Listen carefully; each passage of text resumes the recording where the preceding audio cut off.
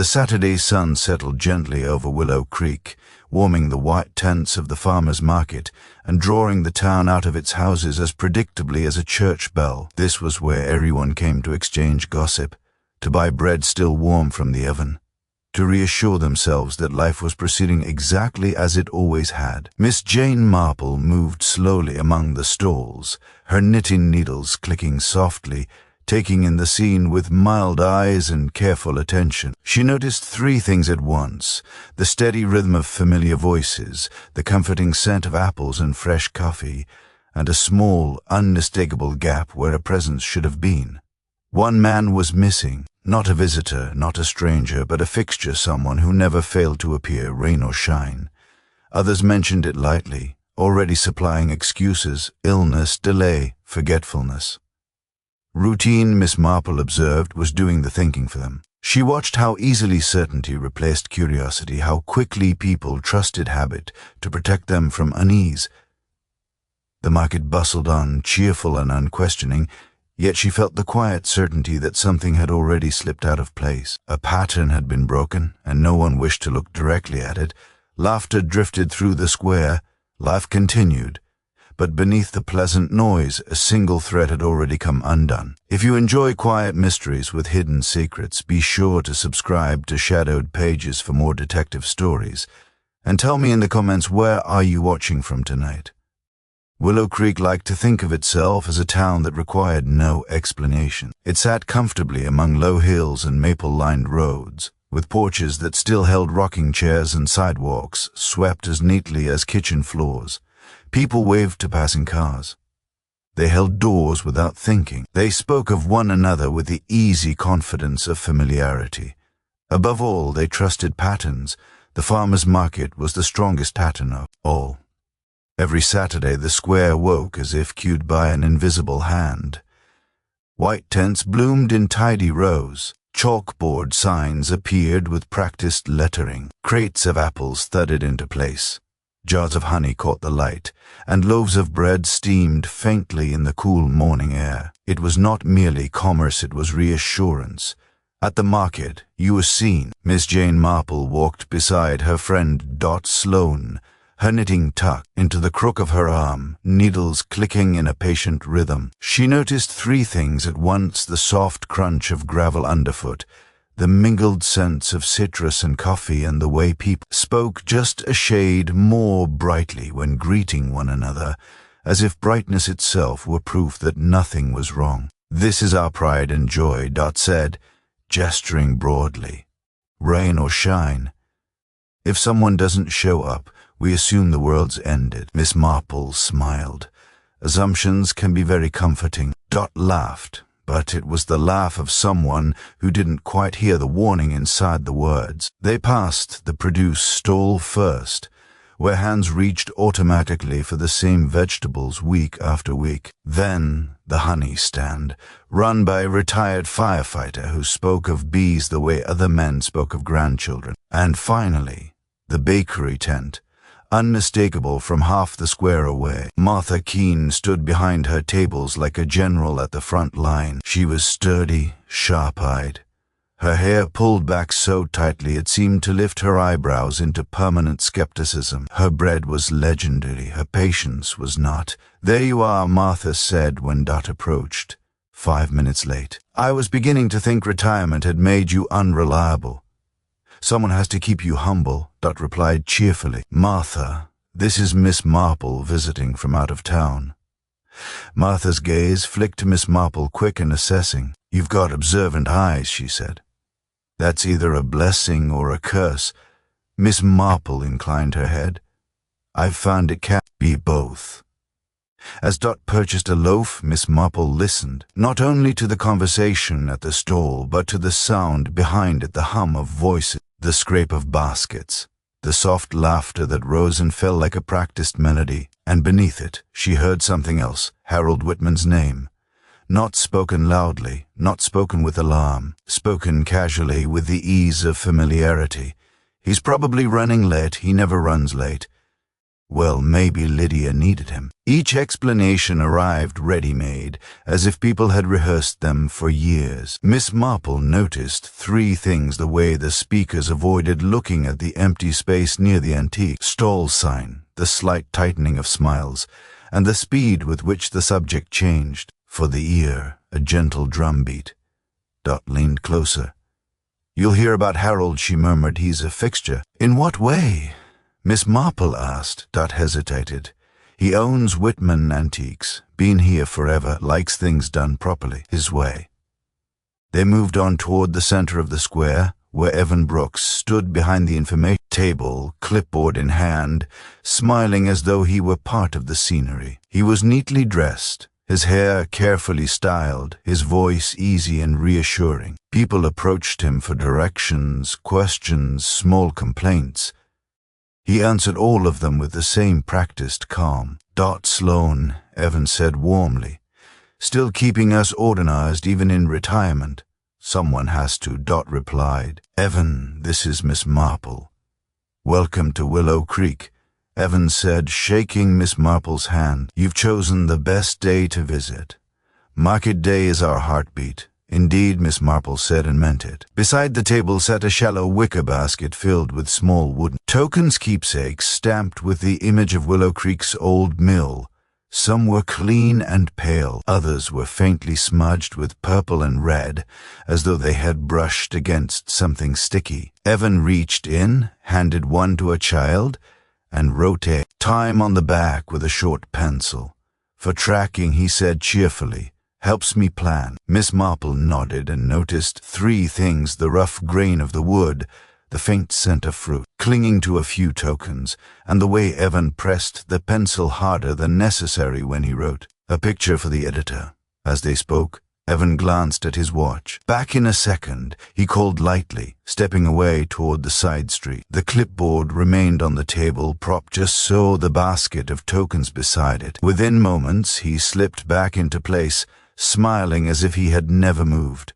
Dot barely noticed. Miss Marple did. "Efficient," Miss Marple said mildly. Evan laughed. "Someone has to be." They continued down the row, where a police cruiser sat parked with its lights off, more symbolic than necessary. Deputy Paul Henson leaned against it, coffee in hand, greeting passers-by with easy familiarity. "Morning, Deputy," Dot called. "Morning, Dot," Henson replied, then nodded politely to Miss Marple. "Enjoying the market?" "Very much," Miss Marple said. "It feels safe." Henson grinned. "That's Willow Creek." Miss Marple noticed 3 things: the warmth in his voice, the confidence in his stance, and the way his gaze skimmed the crowd without truly settling. Safety, she thought, often wore the face of certainty. At the far end of the square, Lydia Whitman arrived, stepping carefully from her car. She wore a pale cardigan and a string of pearls, her posture immaculate, her expression composed. People greeted her with gentle concern. "Is Harold coming?" someone asked. Lydia smiled, controlled. "He had a few matters to attend to," she said. "He'll join us later." Her fingers tightened briefly on the clasp of her handbag until her knuckles turned the color of porcelain. Then the smile returned. Miss Marple watched Lydia and noticed 3 things: the precise tone of her voice, the tension in her hands, and the way her eyes flicked toward Maple Street before she turned away. Another visual hook. Martha Keene watched Lydia too, her mouth set in a hard line. "They don't get on," Dot murmured. "No," Miss Marple agreed softly, "they do not." As the morning wore on, the market filled completely. Voices overlapped. Children darted between legs. The jam sampling stall appeared briefly near the center, teenagers offering toothpicks, dipped in blackberry preserves, laughter, and sticky fingers everywhere. 15 minutes later it was gone. Miss Marple took it all in: the noise, the color, the movement, and sensed how perfectly the crowd concealed small absences. People assumed presence because presence was comforting. They trusted routine because routine had never betrayed them before. By late morning, Harold Whitman still had not appeared. "Probably nothing," Dot said, though her voice had lost its ease. Miss Marple said nothing.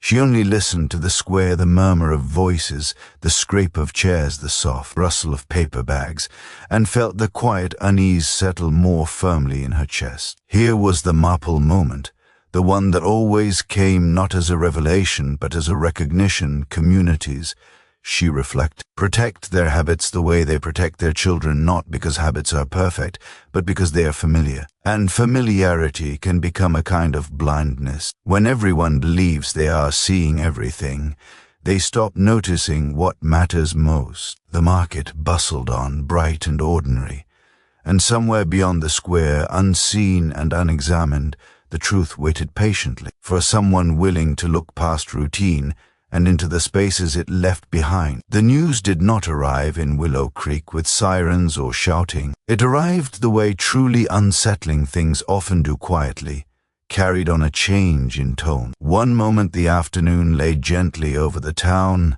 the market tents already coming down, the square returning to its open shape. The next, voices lowered, steps hurried, conversation stopped mid-sentence as though everyone had felt the same invisible tap on the shoulder. Miss Jane Marple was seated on a bench at the edge of the square, her knitting resting in her lap, when she noticed Dot Sloane crossing toward her with unusual speed. Dot's face had lost its color, and she held her phone too tightly, as if afraid it might deliver worse news if she loosened her grip.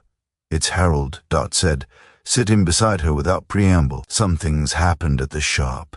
Miss Marple did not ask what sort of thing. She noticed three details at once: the faint tremor in Dot's voice, the way her own knitting needle had stopped mid-stitch, and the sudden stillness of the square, as if it were listening too. "Shall we go?" Miss Marple asked gently.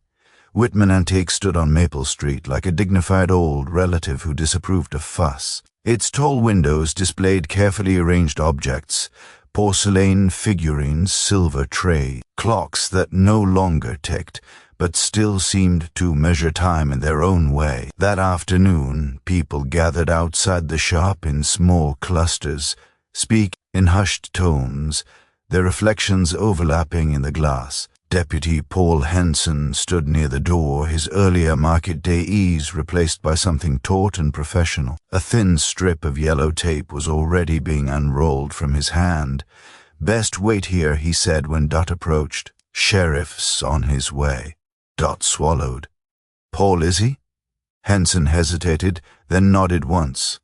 "I'm afraid so." The word "died" was never spoken aloud, but it settled among them anyway. Miss Marple felt it land with quiet weight, heavier for its lack of drama. The sheriff arrived shortly after, a broad-shouldered man with graying hair and a face shaped by years of listening. He ducked under the tape and disappeared into the shop. Through the glass, Miss Marple could see only fragments, shelves, shadow, the edge of a desk like a scene deliberately kept incomplete. The truth spread the way smoke does, not all at once, but enough that people recognized its smell. Harold Whitman had been found in his office at the back of the shop, seated at his desk. No signs of struggle, no broken glass, no chaos, just Harold, interrupted mid-morning, where he had likely expected to finish his day. The shock that rippled through Willow Creek was not the shock of violence. It was the shock of contradiction. This was not how things happened here. Not in daylight. Not while people were buying bread and jam and greeting neighbors by name. Miss Marple watched the faces around her and noted three things: the blanching of color, the restless movement of hands, and the immediate need to speak. People talked not to share information but to anchor themselves. "He seemed fine last week. I just saw him on Tuesday. He never misses the market. I was there all morning. We were all there, weren't we?" The phrase returned again and again, pressed into service like a charm. Everyone was at the market. Everyone had been seen. Everyone could vouch for everyone else. Lydia Whitman arrived just as the sheriff stepped back into view. She walked quickly but without haste, her posture carefully controlled. Someone reached for her arm, but she shook her head and continued alone. When the sheriff spoke quietly to her, Lydia's breath caught. Her hand went to her chest. For a moment, the mask slipped. Then she nodded once. "I understand," she said. "May I see him?" The sheriff shook his head gently. "Not yet, Mrs. Whitman." Lydia accepted this with a stiff incline of her head and allowed herself to be guided to a chair brought out from the café. People gathered around her, murmuring sympathy, offering words that felt rehearsed even as they were sincere. Miss Marple watched Lydia closely and noticed three things: the way her hands folded precisely in her lap, the tension in her jaw, and the fixed point beyond the crowd where her gaze rested. Grief, Miss Marple knew, did not always arrive as tears. Sometimes it arrived as control. Evan Brooks appeared next, his usual polish dulled but not gone. He spoke with the sheriff in low, urgent tones, gesturing toward the square, as though trying to pull the morning back into alignment. "This doesn't make sense," Evan said, his voice carrying despite his intent. "He was supposed to stop by. He always does." Miss Marple, standing nearby, tilted her head. "Does he?" she asked softly. Evan turned startled. "Yes, of course. Everyone knows that." Miss Marple smiled faintly as if at a remembered habit. Martha Keene stood a little apart from the others, her arms crossed, her expression unreadable. She did not look shocked. She did not look sorrowful. She looked resigned, as though something she had long expected had finally occurred. "Well," she said when someone murmured Harold's name near her, "that's one way to end an argument." "Martha," a woman hissed. "What?" Martha replied, not raising her voice. "I didn't say I wished it. I said it doesn't surprise me." Miss Marple's eyes lingered on Martha for a moment, noting three things: the tight set of her mouth, the steadiness of her stance, and the complete absence of fear. Anger, Miss Marple reflected, was often mistaken for guilt. The sheriff raised his voice, gently but firmly. "All right, I'm going to ask some questions. For now, let's clear the area." Deputy Henson ushered people away, his movements efficient, his expression guarded. As the crowd thinned, Miss Marple noticed the shop door being closed carefully and locked. From the inside, she turned to Dot. "Was the shop usually locked during the day?" Dot frowned. "Not if Harold was working. He liked people to wander in. Said it reminded him he was still needed." Miss Marple nodded. The questioning began quietly. Lydia answered first, her voice calm, her words precise. Harold had stayed behind that morning to handle paperwork, she said. She had assumed he would join her later. "Did he expect anyone?" The sheriff asked. "No," Lydia replied. "Harold didn't share every detail of his business." Martha's turn followed. She was blunt, unyielding. Yes, they'd argued. Yes, she was angry. No, she had not gone near the shop that morning. "I was at my store. Ask anyone." Evan spoke quickly when his turn came, listing names, moments, confirmations. Deputy Henson nodded along. "I was with Anne for part of the morning," Henson said. "He was around."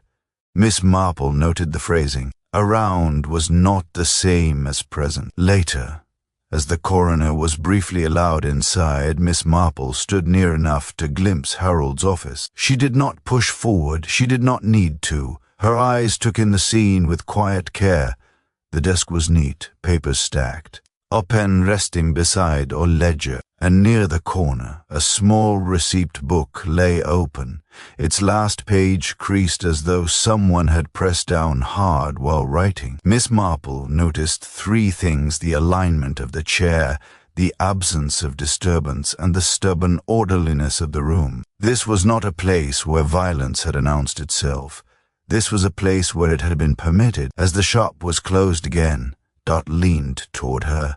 "It's awful," she whispered. "And during the market." "Yes," Miss Marple said softly. "During the market." That evening, Willow Creek grew quiet in a way that felt unfamiliar. The square was empty now, the grass flattened where tents had stood, faint chalk marks still visible on the pavement. Miss Marple sat with her knitting, the steady motion grounding her thoughts. Around her, the town worked hard to assemble a story that would make sense of the day. They trusted what they had seen. They trusted routine.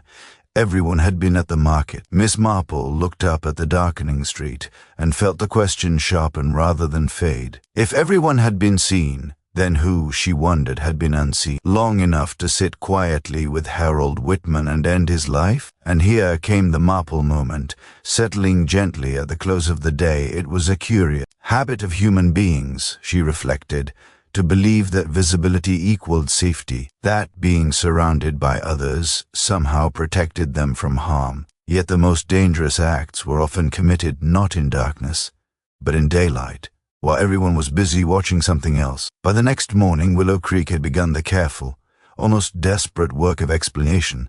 It did not do so maliciously. It did so because uncertainty was exhausting, and grief without direction felt dangerous. People needed edges to press against, something solid to name, and so suspicion moved through the town like a draft through an old house, finding every crack, settling where it could. Miss Jane Marple observed this from Dot Sloane's kitchen table, where the kettle whistled too sharply and Dot poured tea she did not drink. Outside, the street looked exactly as it always had. Inside, the town was already rearranging itself around a story.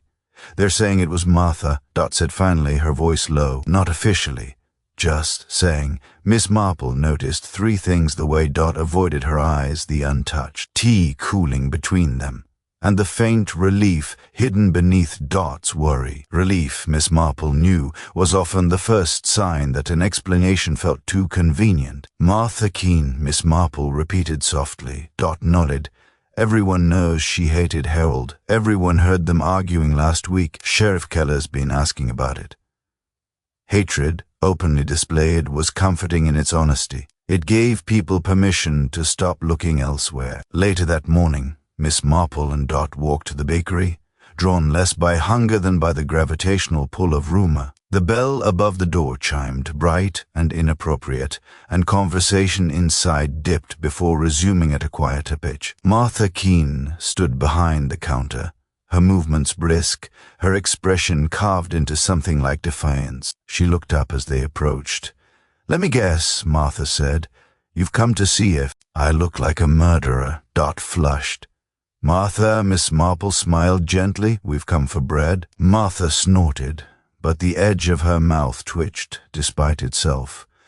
"That's still legal," she said, turning to fetch a loaf. The bakery smelled of yeast and sugar, warmth and labor. Miss Marple listened to the scrape of the bread knife, the rustle of paper bags, and the careful pauses in the conversations behind her.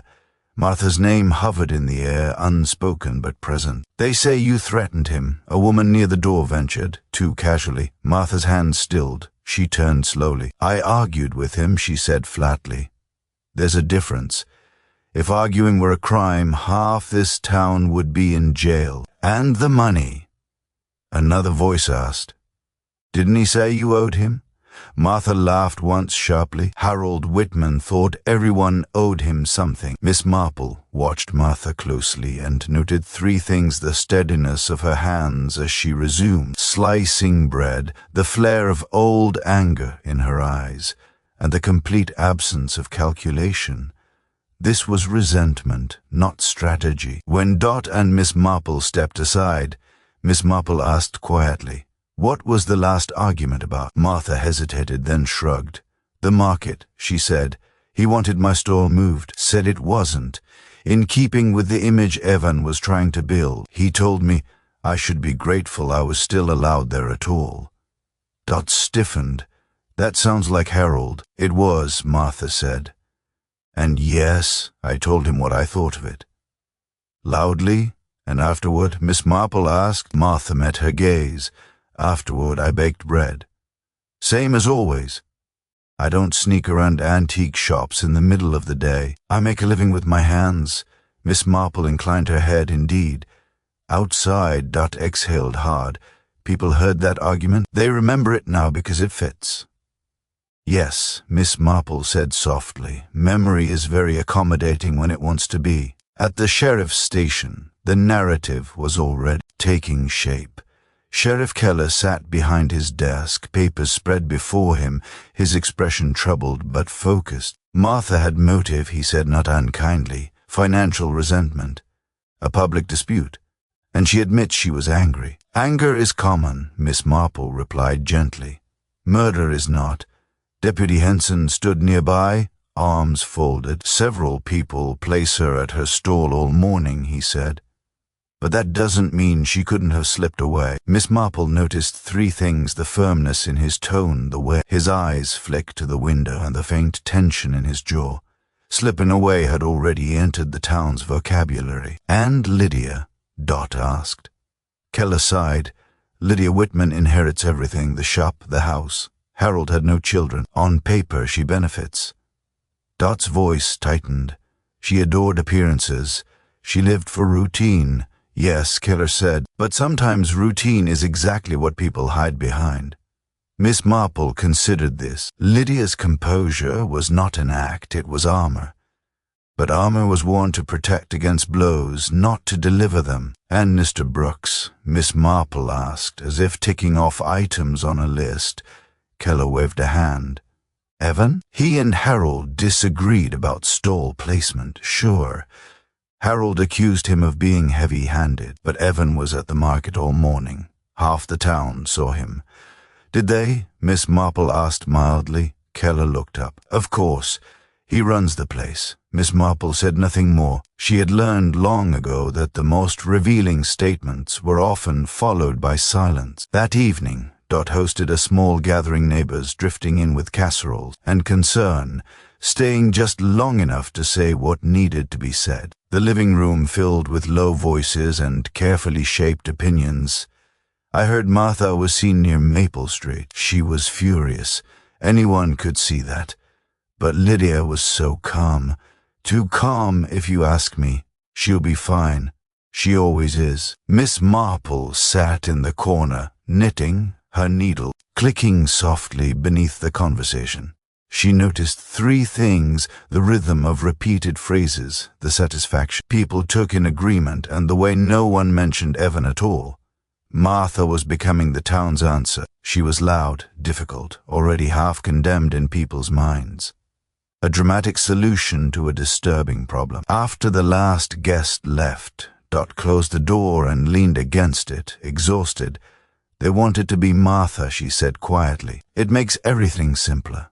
"Yes," Miss Marple agreed. "A neat explanation is very soothing." Dot looked at her. "But you don't believe it." Miss Marple set her knitting aside. "I believe," she said gently, "that people cling to the most dramatic because it allows them to avoid examining the ordinary one." Dot frowned. "What do you mean?" Miss Marple gazed out the window at the quiet street, where porch lights glowed warmly and nothing appeared out of place. "Dramatic villains announce themselves," she said. "They shout, they threaten, they leave footprints. Ordinary ones rely on habit, on trust, on being exactly where everyone expects them to be." Dot swallowed.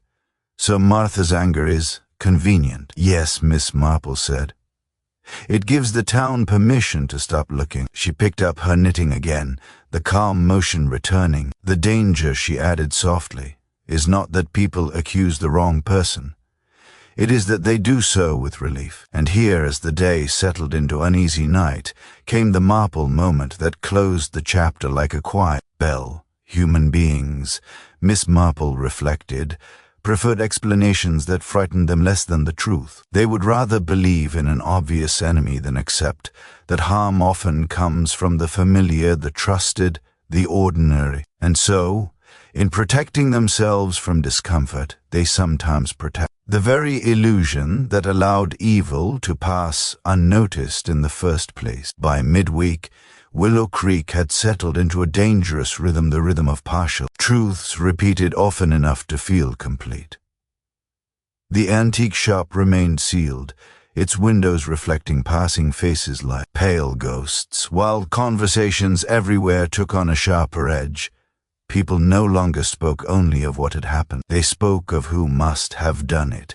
Certainty, Miss Jane Marple knew, was the most seductive form of ignorance. She felt the change in the air as she walked the square with Dot that afternoon. Three things struck her at once: the scrape of a chair being moved too quickly, the sour tang of coffee left too long on a warmer, and the way conversations dipped and rose again as she passed. People were watching one another now, not carefully, but eagerly. It's getting worse, Dot murmured. Everyone thinks they know. Yes, Miss Marple replied softly. Knowing is very popular. Understanding is not. The first true disturbance came with the discovery that something had gone missing. Sheriff Keller reopened Whitman Antiques briefly to catalogue the back room. The process was meant to be procedural, almost dull. Instead, it ended with Keller standing in the doorway, his face set into a line that told the town more than words ever could. "The ledger isn't here," he said. The reaction was immediate. A ripple ran through the gathered onlookers, part shock, part vindication. The ledger had been a constant in Harold Whitman's life. He wrote in it daily, recording sales, expenses, notes in his narrow, insistent hand. If it was gone, it meant someone had taken it. Who had access? Someone asked. The question landed like a stone in still water. Miss Marple noticed three things: the way Lydia Whitman's hand tightened around her handbag strap, the sudden stillness in Erin Brooks' shoulders, and the faint, almost imperceptible lift of Martha Keene's chin. Missing objects, she reflected, had a way of revealing emotional truths long before physical ones. That evening the bakery filled early. Not because people needed bread, but because they needed company. Martha worked with sharp efficiency, her jaw set, her movements almost aggressive. "They think I took it," she said flatly, without looking up, "don't they?" Dot hesitated. Miss Marple did not. "They think," Miss Marple said gently, "that whoever argued loudest must have acted loudest." Martha barked a humorless laugh. "Figures. If I'd wanted to steal something from Harold Whitman, I'd have done it years ago and saved myself the trouble." A man near the door shifted uncomfortably. "You did have a reason, Martha." She turned on him. "So did half this town. Difference is, I never pretended to like the man." Miss Marple watched Martha closely and noted three things: the raw honesty in her anger, the absence of fear beneath it, and the way her eyes never once flicked toward Maple Street.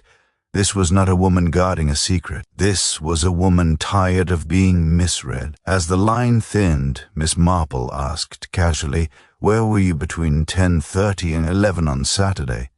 Martha snorted. "Right here." Elbows deep in dough. Ask anyone. "And did anyone leave their stall during that time?" Miss Marple asked. Martha paused, then shrugged. "People come and go. Evan stepped away at one point. He always does. Bathroom, phone call, who knows?" Dot stiffened slightly. Miss Marple did not react at all. "Do you remember when?" she asked. Martha frowned. "Right when it was busiest. I remember because the jam kids were blocking the aisle and I thought someone was going to trip." Miss Marple inclined her head. "Thank you." Outside, Dot caught her arm. "You're thinking about Evan." "I am thinking," Miss Marple replied, "about absences." The next crack appeared in a far quieter place. Sharon Hales, who ran the flower stall, had always been a gentle presence, soft-spoken, cheerful, the sort of woman people trusted with small confidences and forgot to listen to closely. She sought Miss Marple out that evening, her face pale, her hands worrying the edge of her scarf. "I shouldn't say anything," Sharon whispered, "but I can't sleep." Miss Marple noticed three things: the tremor in Sharon's voice, the pressed line of her mouth, and the way her eyes darted to the window as if expecting interruption. "Tell me what troubles you," Miss Marple said, as kindly as if she were asking about a bad dream. "It's about where people stood," Sharon said, "during the market. Everyone keeps saying everyone was there. But that's not true." Dot leaned forward. "What do you mean?" Sharon swallowed. "I needed change. I went to Evan's table. He wasn't there." Dot frowned. "Maybe he stepped away for a moment. That's what I told myself," Sharon said. "But it wasn't a moment. It was long enough for me to get irritated. I remember standing there, looking at his clipboard, waiting." Miss Marple said nothing, allowing the silence to do its work. And then Sharon continued, "I saw someone else behind the table, just briefly. They reached into the basket, then moved away when they noticed me." "Did you see who it was?" Dot asked. Sharon shook her head. "No, Just a light jacket. Ordinary, that's what scares me. Ordinary. Miss Marple felt the words settle into place like a key turning. Later that night, someone panicked. It happened quietly, the way fear often does. Lydia Whitman phoned Dot, her voice controlled but too quick. "I heard the ledger is missing," Lydia said. "That doesn't mean anything, does it?" Dot glanced at Miss Marple before answering. "We don't know yet." Lydia exhaled sharply. Harold was very private. He kept notes, personal things. "I hope people won't read into them." Miss Marple leaned closer to the receiver. "Mrs. Whitman," she said gently, "did Harold ever mention irregularities in the market accounts?" There was a pause. Too long. "He mentioned concerns," Lydia said carefully, "about fees, about how money was handled. And did he say who handled it?" Miss Marple asked. Another pause. Longer. "Evan," Lydia said, and immediately seemed to regret it. "But that doesn't mean—" "Thank you," Miss Marple said softly. "That's quite enough." After the call ended, Dot stared at her. She knows more than she's saying. "Yes," Miss Marple replied, "but she is not the one who is frightened." The frightened one revealed himself soon after. Miss Marple was leaving the cafe when she noticed Evan Brooks standing across the street, pretending to check his phone. Three things caught her attention: the stiffness of his posture, the way his gaze flicked toward her and away, and the faint sheen of sweat at his temple despite the cool evening. He crossed over with forced ease. "Miss Marple, just the person I was hoping to see." "Were you?" she asked pleasantly. "I hear people are talking," he said, lowering his voice, "about who had access to the shop, about the ledger." "People often talk," Miss Marple replied. Evan laughed too quickly. "Yes, well, we don't want rumors damaging the market, do we? It's important to keep things calm, is it?" Miss Marple asked mildly. He faltered. "Of course it is." Miss Marple looked at him with quiet curiosity. "You seem very concerned about what people might believe."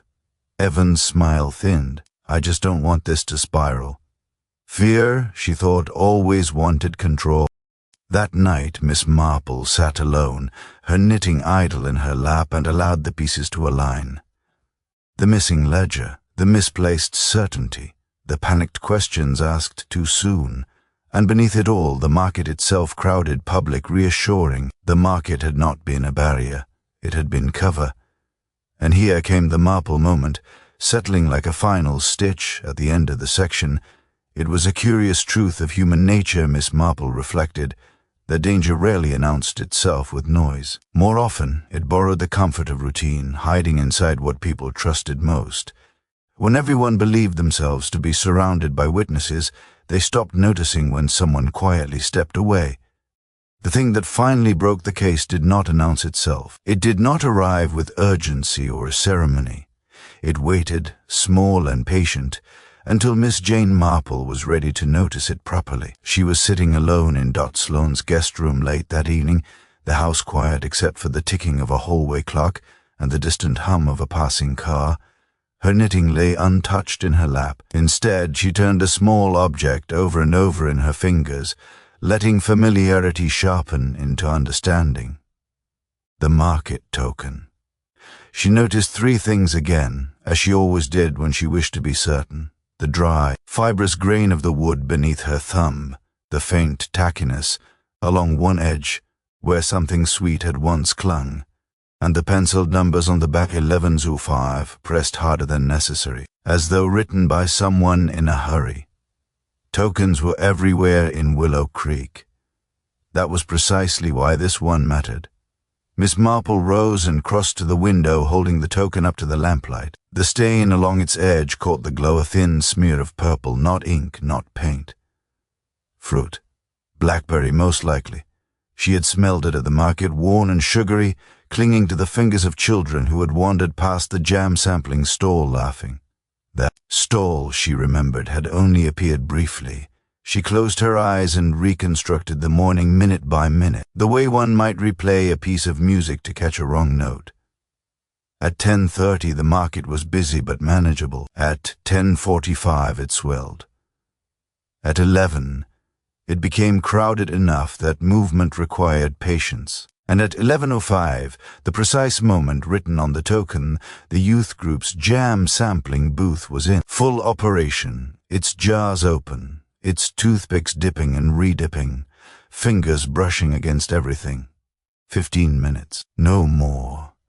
Miss Marple noticed 3 things, then the certainty settling in her chest, the quiet click of the clock, marking time she no longer needed to question, and the uncomfortable truth forming with perfect clarity. The token could only have been taken during that brief window, and Harold Whitman had not been alive to take it. The next morning, Miss Marple asked Dot to walk the square with her once more. The market was gone now, the space open and honest in a way it never was when crowded. Chalk markings still faintly traced where stalls had stood. "Stand here," Miss Marple said, positioning herself where Evan Brooks' information table had been.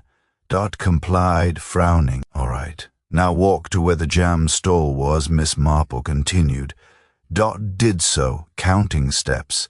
"Not far." "No," Miss Marple agreed. "Close enough that a token passed from this table could brush against sticky fingers without anyone noticing." She moved slowly, narrating not for Dot's sake alone, but for the invisible listener who would one day hear the story. At 11:05, she said softly, this place was loud, chaotic, full of overlapping conversation, a perfect excuse for a brief disappearance.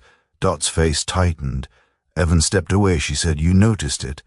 "I didn't." "Very few people did," Miss Marple replied, "because they did not need to." She stopped beside the side street Evan had drifted toward that morning. Maple Street lay just beyond, quiet, unremarkable, leading directly to Whitman Antiques. The path was short, too short. Miss Marple continued gently. Everyone believed Harold Whitman was absent because he always came later. Everyone believed Anne Brooks was present because he always was. Dot swallowed. Routine excused both of them. "Yes," Miss Marple said. "But only one of them was actually there." They went next to the sheriff's office, when Miss Marple asked to see Harold's desk blotter again. Sheriff Keller watched closely as she angled it toward the light. "There," she said, pointing. The faint impressions were clearer now, numbers reversed, pressed into the pad beneath the missing ledger page. Keller leaned in. "Those are cash totals," he said slowly. "Yes," Miss Marple replied. "And not small ones." She noticed 3 things, the sheriff's jaw tightening, the way his hand flattened instinctively against the desk, and the dawning realization that the missing ledger was not about privacy but about protection. The ledger recorded market fees, Miss Marple continued, but also waived amounts, complimentary allowances, cash collections handled informally. "By Evan," Keller said. "By Evan," Miss Marple echoed. The story now assembled itself without effort. Evan Brooks had built his identity on order, on being indispensable. The market was not merely an event to him, it was proof that he mattered. Harold Whitman, with his obsession for records and tradition, had discovered discrepancies, quiet ones, embarrassing ones, the sort that could dismantle a reputation without raising a voice. Harold had threatened the illusion Evan depended upon. Miss Marple did not need imagination to picture the confrontation. She saw it clearly. Evan stepping away during the market's loudest hour, confident no one would question his absence. Unlocking the antique shop with a key once given in trust. Sitting across from Harold at the tidy desk. Voices low, the argument controlled but lethal. And then the moment when control slipped. No struggle, no mess. Just the sudden, irreversible silence that follows a line crossed. Evan had locked the door from the inside just as he had planned. He had returned to the square, heart racing, knowing that chaos itself would protect him. He had resumed his place behind the table, clipboard steady, smile practiced. And without thinking, habit guiding hand, he had taken a token, stamped the time. 11:05. The jam stall had done the rest. Miss Marple felt no triumph in the knowledge, only a quiet sorrow. Evan Brooks had not killed out of rage, but out of fear, the fear of being ordinary, replaceable, unseen. That afternoon, Miss Marple sat alone once more, the token resting on the table beside her teacup. She noticed three things: the cooling porcelain beneath her fingers, the faint scent of fruit still clinging to the wood, and the weight of truth pressing gently but firmly against her conscience. She knew who had done it. She knew why, and she knew she must not speak yet. There was still dignity to be preserved, not for Evan alone, but for the town itself. A public unmasking without care would leave only spectacle behind. Miss Marple had never believed in spectacle. She believed in understanding. So she waited. Outside, Willow Creek went on believing itself wounded but intact. People spoke of closure, of answers, of moving forward. Evan Brooks still walked the streets with his head high, still nodded to neighbors, still believed the market had protected him. He did not yet realize that the very object meant to celebrate the market, a harmless token, smooth and ordinary, had undone him completely. And here, as the truth settled fully into place, came the Marple moment that closed the chapter like a held breath. It was a strange comfort, Miss Marple reflected, that people placed in routine. They trusted it as one trusted daylight, believing it banished all shadows. Yet daylight only revealed what one chose to see. And those who learned how to hide inside habit could move through the brightest hours entirely unseen. The antique shop felt altered the moment they stepped inside, as if the walls themselves understood why they had been summoned. Afternoon light filtered through the tall front windows and settled across the polished floor in long, pale bands. Dust motes drifted lazily, indifferent to human reckoning. Objects that had once seemed charming now felt like witnesses, silent, patient, unwilling to forget. Miss Jane Marple stood near Harold Whitman's desk, her hands folded lightly. Before her, her posture relaxed in a way that made others uneasy. Calm, in moments like this, had a way of unsettling people far more than accusation ever could. They had all come. Lydia Whitman sat in one of the straight-backed chairs near the wall, her pearl handbag resting precisely on her lap. Her spine was rigid, her face composed, but her fingers pressed into the clasp. Again and again, as if checking that something important was still locked, Martha Keene stood with her arms crossed, weight set firmly into her heels, jaw tight with a mixture of resentment and wary expectation. Deputy Paul Henson hovered near the door, official without being intrusive, his cap tucked under one arm. Sheriff Keller leaned against a display cabinet, serious, prepared, and Evan Brooks stood slightly apart, hands clasped in front of him, his familiar smile already arranged. Miss Marple let the silence stretch. She noticed three things: the faint ticking of an old clock on the wall, the scent of lemon oil rising from the polished furniture, and the barely perceptible tightening of Evan's shoulders as the quiet refused to break. For the ear, the tension breathes. "Thank you for coming," she said at last, her voice gentle, almost conversational. "I thought it best that we speak here, where it happened, where the truth has been waiting so patiently." Evan let out a small laugh. "If this is about speculation, Miss Marple, I really don't see." "It is not," she said kindly. "It is about habit." That word settled into the room with unexpected weight. Willow Creek, Miss Marple continued, is a town that values order, predictability, routines that reassure. The market, in particular, is more than an event. It is a story the town tells itself every week, a story in which everyone has a place. She turned slightly, her gaze drifting across them without lingering accusation. When Harold Whitman was found dead, the story immediately adjusted itself. Everyone believed that because the market was full, nothing could have happened unseen. And because everyone believed it, no one truly looked. Martha shifted.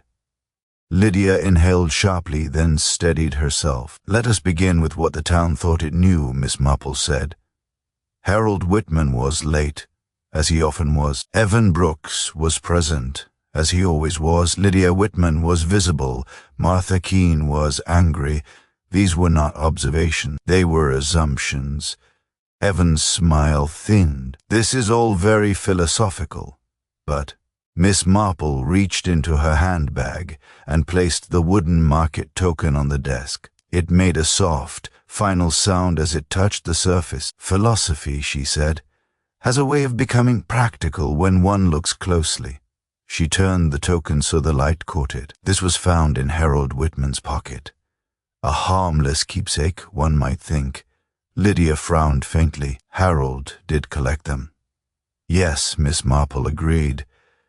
"But what interests me is not that he collected them. It is when this one was taken." She rotated it so they could all see the penciled numbers. 11:05. Evan's eyes flicked down before he could stop himself. At 11:05, Miss Marple continued. The market was at its busiest, and for a brief 15-minute window a jam sampling stall operated near the information table. Teenagers with toothpicks, open jars, sticky fingers.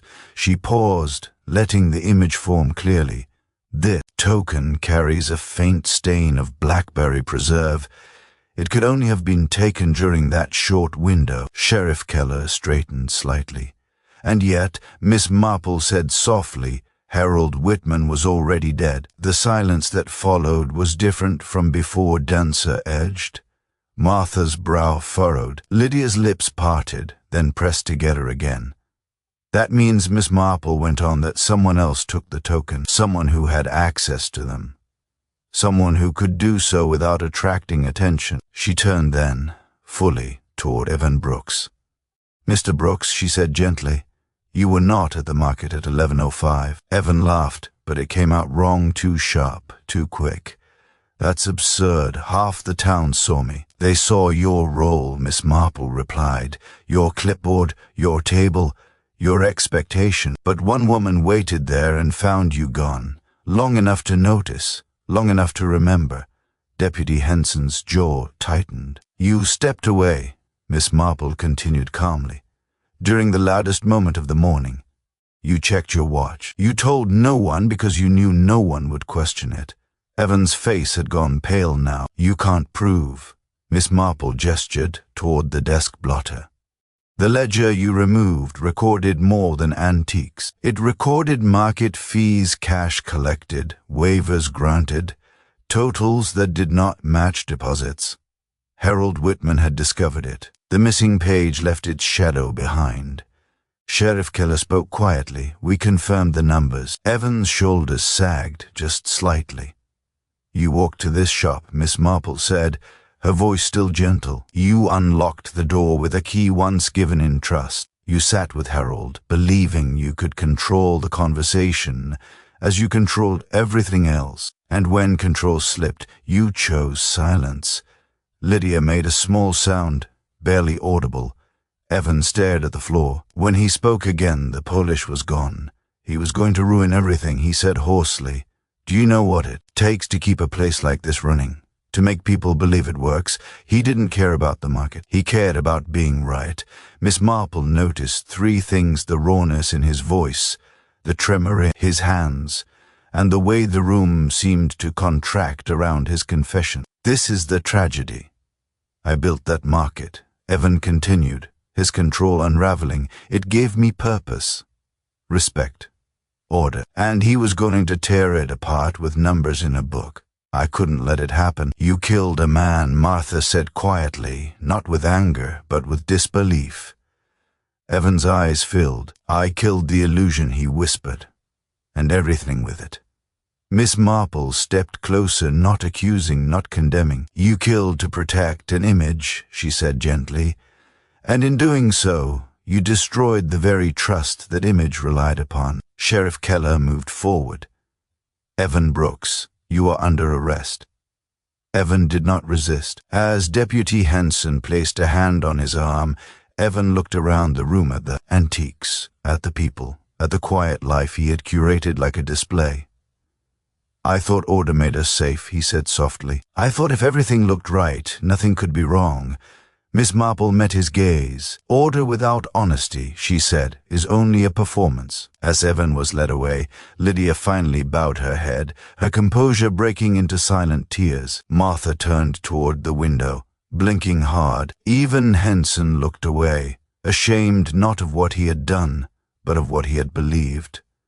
The door closed. The shop felt emptier, but also lighter, as though a long-held breath had finally been released. Miss Marple stood quietly among the relics of other lives, aware that justice had been done, but at a cost no one had wished to pay. And here came the Marple moment, settling gently over the room like dust in sunlight. It was a sorrowful truth of human nature, she reflected, that people often harmed one another not out of hatred, but out of fear of losing relevance, fear of disorder, fear of being ordinary.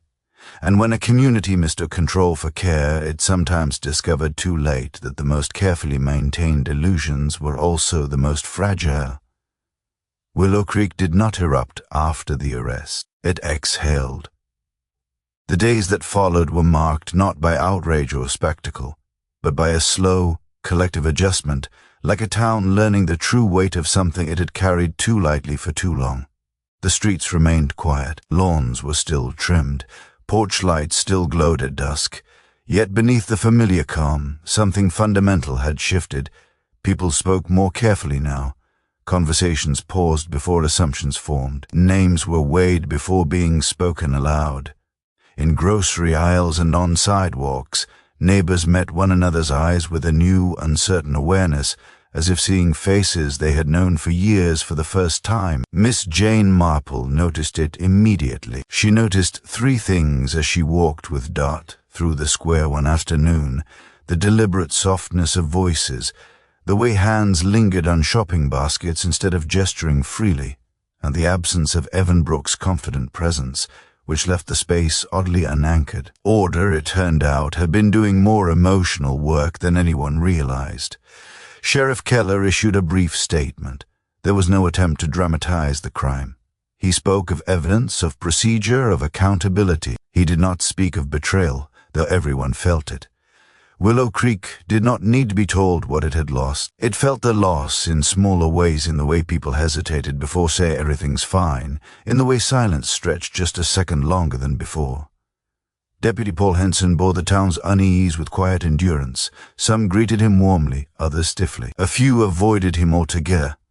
He did not complain. He showed up, did his work, and listened when people needed to speak, even when their words were edged with disappointment.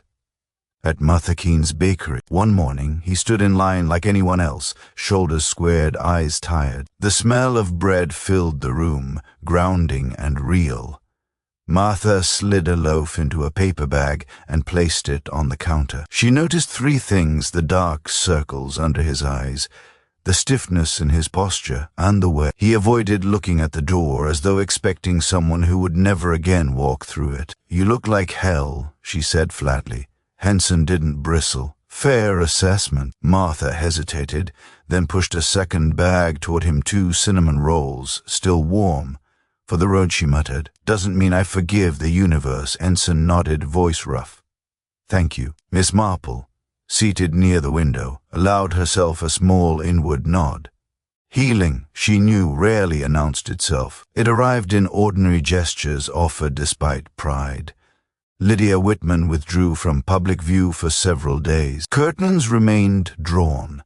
Letters went unanswered. When she did reappear, it was not at a gathering or a service, but at Whitman Antiques itself. Miss Marple and Dot happened to be passing when they saw Lydia standing inside the open doorway, surveying the shop with an expression that was neither grief nor resolve, but something steadier: assessment. Inside, the shop looked unchanged, and yet utterly different. Without Harold's presence, the objects felt less like possessions and more like stories waiting to be told properly. "I thought I would sell it," Lydia said later, seated across from Miss Marple in her carefully arranged living room. "Everyone assumed I would. It would have been neat, final." Her fingers tightened around her teacup, then relaxed. "But I realized something. Harold loved order, but he confused it with control. I don't want that to be the shop's last lesson." Miss Marple inclined her head. "What will you do?" "I'll keep it," Lydia said quietly. "At least for now. I'll open it differently. Fewer rules, fewer judgments," she swallowed, "and I'll make amends where I can." Miss Marple noticed three things: the firmness in Lydia's voice, the tremor beneath it, and the sense of release that followed her decision. Sometimes survival required more courage than grief. Martha Keene's vindication came without ceremony. No one formally apologized. Instead, people adjusted, smiles lasted longer, suspicion faded, conversations softened. Martha accepted this in her own way, which was to pretend she hadn't noticed. Yet, on the Friday evening before the market's return, Martha wrapped a loaf of her best bread in brown paper and stood outside Lydia Whitman's house longer than she meant to. When Lydia opened the door, surprise flickered across her face. "This isn't an apology," Martha said immediately. "It's food. People need to eat."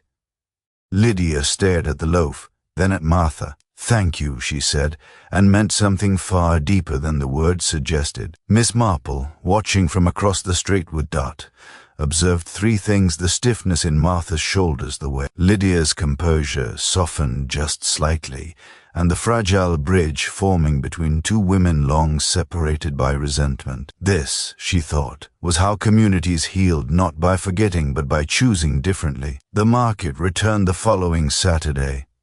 It came back cautiously, as if unsure it was welcome. Tents went up more slowly. Conversations began in lower tones. The familiar smells, coffee, bread, fruit, rose again, but without the same careless confidence. People looked at one another more directly now.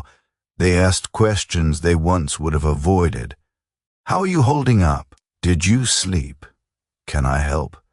The information table stood at the center of the square, but it no longer belonged to one man. Three volunteers shared the task, awkward, earnest, occasionally overwhelmed. The wicker basket of tokens sat beside them, half full.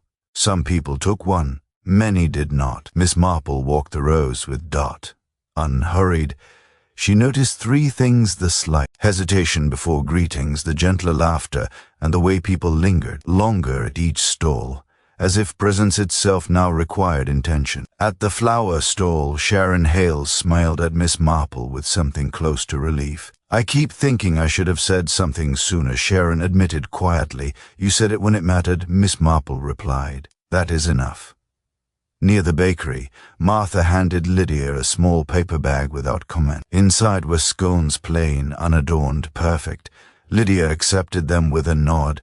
No one spoke. No one needed to. By midday, the market almost felt normal.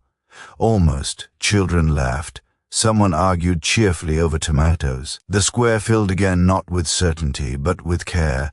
Dot stopped near the center and looked around. "It's different," she said. "Yes," Miss Marple agreed. "It should be."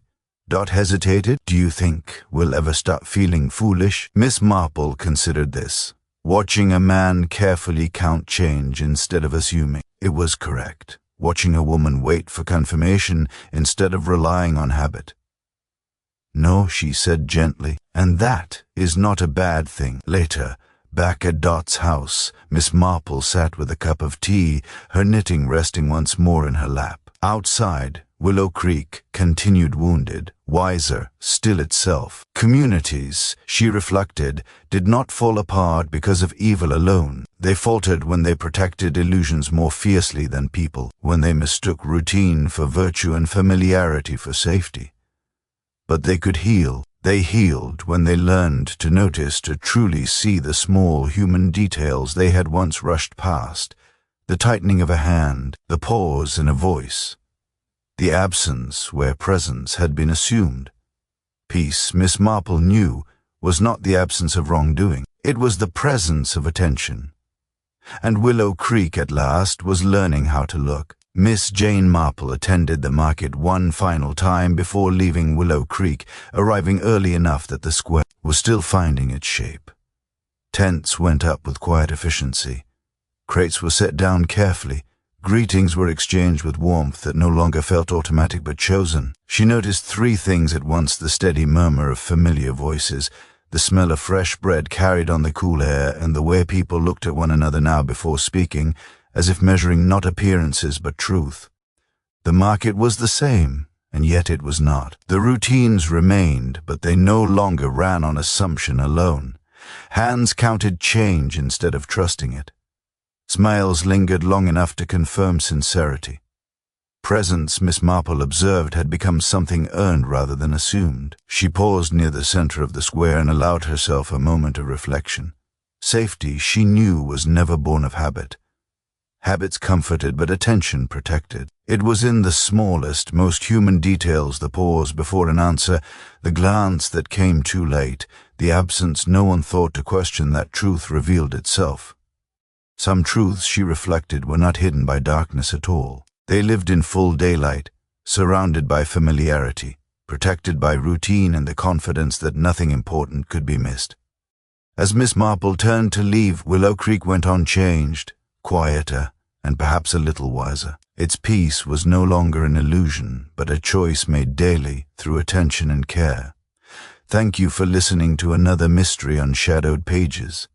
If you enjoyed this story, subscribe for more detective tales. And don't forget to tell me in the comments, where are you watching from?